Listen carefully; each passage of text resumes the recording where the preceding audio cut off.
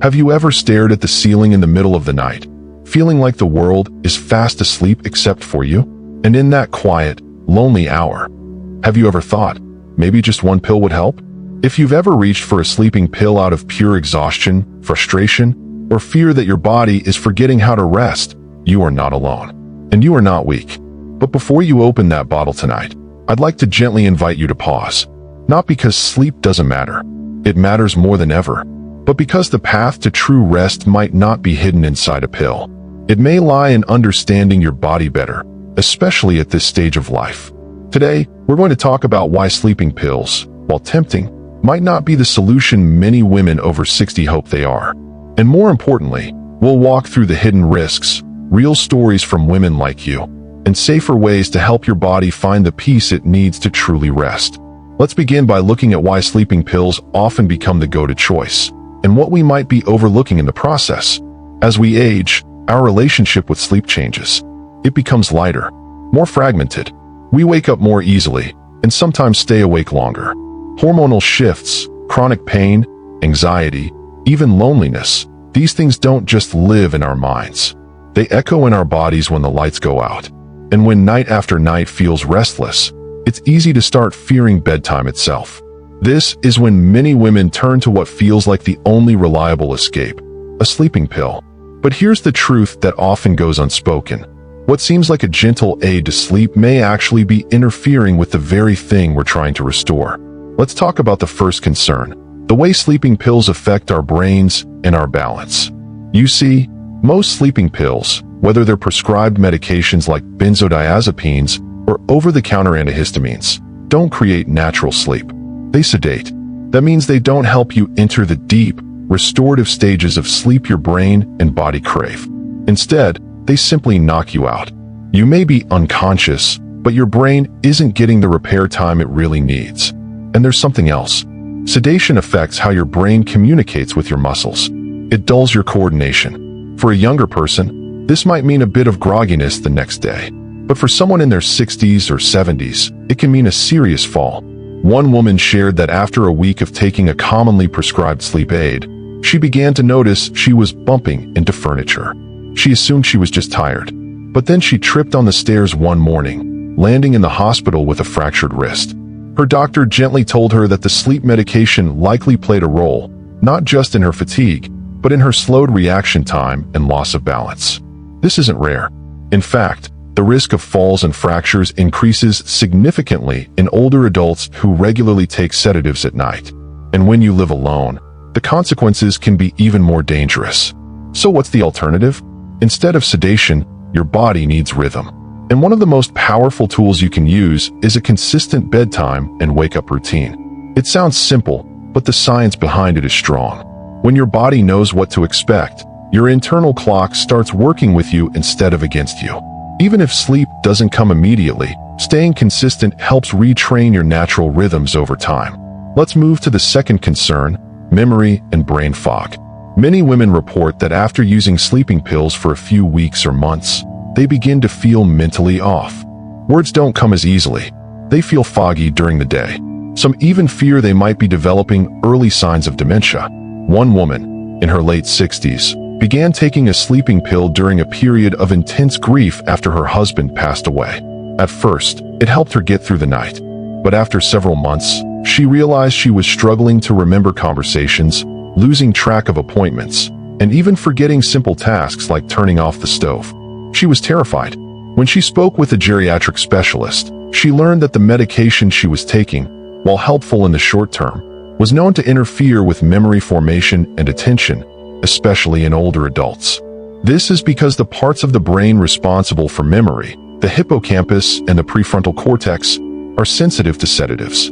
Over time, regular use can dull these areas, making it harder to concentrate, learn, and recall. So what can help instead? In many cases, gentle mind-body practices like mindfulness meditation have been shown to improve both sleep and cognitive function. In a study of older adults with insomnia, those who practiced 20 minutes of mindfulness daily slept better and reported fewer memory complaints than those who took sleep aids. The key was consistency, not perfection. And even 5 to 10 minutes a night can begin to rewire the mind toward calm. Let's move now to a third concern, emotional dependence. This one is often invisible because it doesn't show up in the body right away, but it runs deep. Over time, many people begin to believe they simply can't sleep without their pill. Even on nights when they feel tired, they reach for it, just in case. It becomes a kind of bedtime ritual, and eventually, the idea of trying to sleep without it feels frightening. That's not your fault. These medications were designed to feel like an easy solution. And when you're exhausted, of course you want something that works fast. But dependence isn't just about physical addiction. It's about the belief that your own body can no longer find rest without help. That belief can slowly chip away at your confidence and independence. And that matters deeply, especially as we grow older. One woman, in her early 70s, described the moment she decided to wean off her nightly pill. She had planned a trip to visit her daughter and realized, while packing, that she was more anxious about forgetting her medication than forgetting her passport. That's when it hit her. Her freedom had become tied to that small bottle. With the help of her doctor, she slowly tapered off. It wasn't easy. There were restless nights and moments of doubt. But after a few weeks, something changed. She began waking up feeling clearer, more alert. And for the first time in years, she felt proud of her sleep. Not because it was perfect, but because it was hers. If you've ever felt that kind of emotional reliance on a sleeping aid, know that you're not weak or broken. You're human, and your body is more resilient than you think. Instead of reaching for the pill out of habit, try creating a new nighttime ritual that tells your brain it's safe to rest. That could be a warm bath with lavender oil, soft instrumental music, or reading something calming, not stimulating, under dim light. These small cues send signals to your brain that it's time to slow down. And over time, they can become powerful tools that replace the medication with something gentler and more empowering. We've talked about 3 important risks so far: loss of balance, memory fog, and emotional dependence. But there's one more I want to share with you before we continue. How sleeping pills can sometimes mask deeper health issues. Many women assume their insomnia is just part of aging. But in some cases, difficulty sleeping can be a symptom, not the root problem. For instance, undiagnosed sleep apnea is surprisingly common in older women. It can cause frequent nighttime awakenings, morning headaches, and daytime fatigue. But if a person takes a sleeping pill instead of addressing the apnea, it can actually make the condition worse, because the body becomes less responsive to breathing interruptions. There was a case where a woman in her mid-60s started taking sleep aids because she felt like she never stayed asleep for more than an hour or 2. The pills helped her stay asleep longer, but she began waking up feeling breathless and exhausted. After undergoing a sleep study, doctors discovered she had moderate sleep apnea. The sedative had dulled her brain's ability to respond to oxygen drops during the night. Her real healing began not with a pill, but with a proper diagnosis and a tailored sleep treatment plan. And from there, her energy, clarity, and confidence began to return. That brings us to an important turning point, because understanding the risks isn't meant to make us fearful. It's meant to open the door to something better. In the second half of this video, we'll explore the tools and strategies that truly support deep, nourishing sleep as we age, from what we eat, to how we move, to how we calm the nervous system gently at night. And if you've been struggling with sleep for a long time, I want you to know there is hope, and it doesn't have to come in a bottle. So where do we go from here? Once we understand that sleeping pills carry risks, and that they often mask deeper issues rather than solving them, it's natural to ask, what else can we do? What's left when you take away the quick fix? The answer is both simpler and more powerful than we often think. Because rather than chasing sleep through chemicals, we can learn to create the right conditions for sleep to return to us naturally. And yes, that takes time. It takes patience. But the rewards are deeper rest, clearer mornings, and a greater sense of control over our health. Let's begin with something so basic it's easy to overlook: light. Our brains are deeply influenced by light exposure. That's because light affects the production of melatonin, the hormone that helps regulate your sleep-wake cycle. As we get older, melatonin levels tend to drop naturally. But when we spend our days mostly indoors, especially in low light, or when we're exposed to bright screens late at night, our brain gets confused. It doesn't know when it's time to wake up, or when it's safe to rest. There's a simple shift that can make a world of difference. Try stepping outside in the morning, ideally within an hour of waking up. even if it's just for 10 or 15 minutes. Natural daylight, especially in the first half of the day, helps reset your internal clock. It tells your body, it's morning now, and that makes it easier for your body to release melatonin when night comes. In the evening, lower the lights. Turn off screens at least an hour before bed. Choose warm, soft lighting, like the glow of a lamp or even candlelight. This gentle transition helps your nervous system prepare for rest. And over time, it trains your body to expect sleep, not to resist it. Now let's talk about food and drink, because what we consume during the day plays a quiet but powerful role at night. Many women don't realize that caffeine can linger in the body far longer than it feels.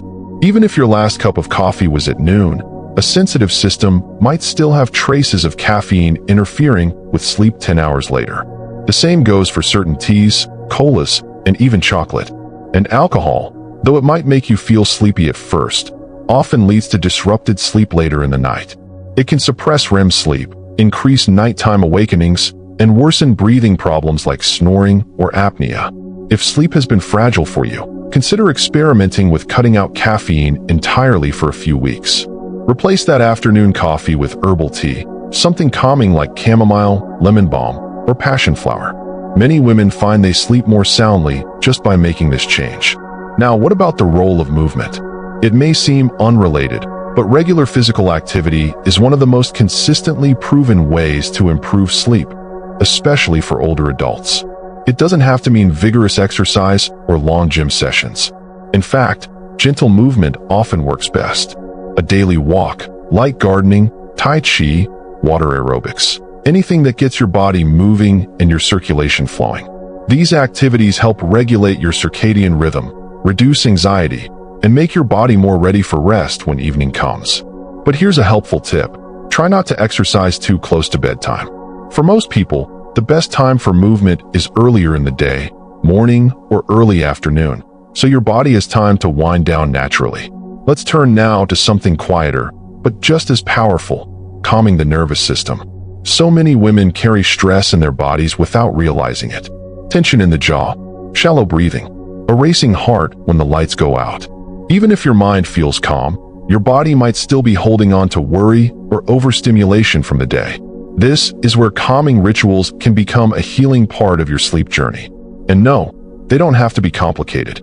One of the most effective tools is deep, slow breathing. Try this simple rhythm before bed. Inhale gently for a count of 4, hold for 4, and exhale slowly for a count of 6. Do this for a few minutes while lying in bed, or even sitting quietly beforehand. This activates your parasympathetic nervous system, the part of your body responsible for relaxation and digestion. Another gentle tool is progressive muscle relaxation. Start with your toes. Tense the muscles slightly, then let go. Then move up to your calves, your thighs, your stomach, your hands, your shoulders, one area at a time. This helps release stored tension and brings your attention into the body, rather than the thoughts in your head. Some women also find comfort in guided meditations or sleep stories, especially ones designed specifically for older adults. These are available on many free apps and websites. They offer a soothing voice to guide you into rest, especially on nights when silence feels too heavy. And here's something else that matters more than most people realize: emotional safety. Sleep isn't just a physical state, it's a psychological one. We can only fall into deep rest when we feel safe, settled, and not on high alert. For those who live alone, or who've experienced loss, illness, or trauma, bedtime can stir up emotions we don't always want to face. One woman described how, after her husband passed, the quiet of bedtime felt unbearable. She didn't want to sleep because the silence reminded her of what she'd lost. So she stayed up with the TV on, night after night, until she finally collapsed from exhaustion. With time and support, she began creating new bedtime rituals, lighting a candle, wrapping herself in a weighted blanket, reading comforting poetry aloud. These small acts became part of her healing, and her sleep began to return, not because she forced it, but because she created space for it. If any part of your sleep struggle feels emotional, know that this is valid, and you are not alone. Journaling before bed, just 5 or 10 minutes, can be a powerful tool to release the weight of the day. Write down what you're grateful for, what you're letting go of, or even the things that feel unfinished. This act of putting thoughts on paper helps the mind feel done for the day. And that sense of closure, however small, can invite sleep in. We've covered a lot, but it all comes back to this. Your body was made to sleep. Even if it feels broken right now, or unpredictable, or unfamiliar, it hasn't forgotten how. It just needs the right support and a little bit of trust. And trust can be rebuilt. The key is to be gentle with yourself, to stay curious, not critical, to notice what helps you feel calmer in the evening, and to build small rituals around those things. Not all at once, just one change at a time. Sleep isn't a battle to win. It's a relationship to rebuild. And yes, there may still be nights that feel long. That's okay. What matters most is that you're approaching rest with more awareness, more compassion, and more agency. That's the real medicine. Before we end, I want to leave you with one final thought. So many older women have been told that poor sleep is just part of aging, that it's something we have to live with, or medicate, or suffer through. But that's simply not true. You have more power than you think, and you have more options than you've been told. With time, with patience, and with the right kind of support, better sleep is possible, without relying on something that comes in a bottle. So tonight, maybe try turning off the screens a little earlier. Step outside in the morning. Brew yourself a calming cup of tea. Wrap yourself in something soft. Breathe slowly. And remind yourself that rest isn't something you have to chase. It's something that, with care, returns. And if this message resonated with you, if it made you feel a little more hopeful or a little more empowered, please consider sharing it with someone you care about. Leave a comment below and let us know what helps you feel safe and calm before bed. Your story might be exactly what another woman needs to hear tonight. And if you'd like more gentle, science-backed videos like this one, about sleep, aging, and living fully after 60, don't forget to like this video and subscribe. Because even though we may age alone, we don't have to walk this path without support. Sweet dreams, and take good care of yourself.